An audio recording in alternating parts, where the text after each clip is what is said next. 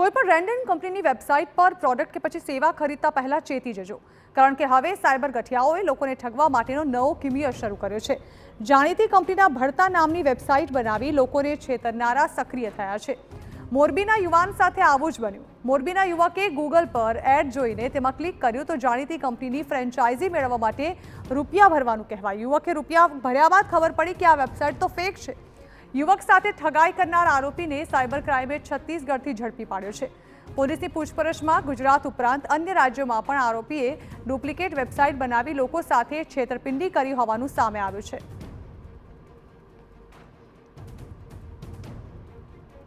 अलग अलग कंपनी जे छे एनाथी मळती जुड़ती जे साइटना नाम छे, जे सपोज ओरिजिनल कोई वेबसाइट हो google.com तो एनाथी सिमिलर साउंडिंग नेम राखीने अलग अलग वेबसाइट जे की तमाम फर्जी छे एने अलग अलग डोमेन पर रजिस्टर करावे अने रजिस्ट्रेशन थया पछी पोतानुं एड गूगल एड ऊपर, इंस्टाग्राम ऊपर, फेसबुक ऊपर चलावे सो देट कि एनी ए जे वेबसाइट छे ए सर्च इंजनना जे एल्गोरिथम चाले छे एमां ऊपर आवे। तो कोई ए वेबसाइट ऊपर कोईने हेल्प जोती होय तो जब सर्च करे तो एनी जे फेक वेबसाइट छे ए आवी जाए अने एना उपरथी आगळनी जे डेटा हता ए मेळवीने अने साइबर क्राइम आचरता हता।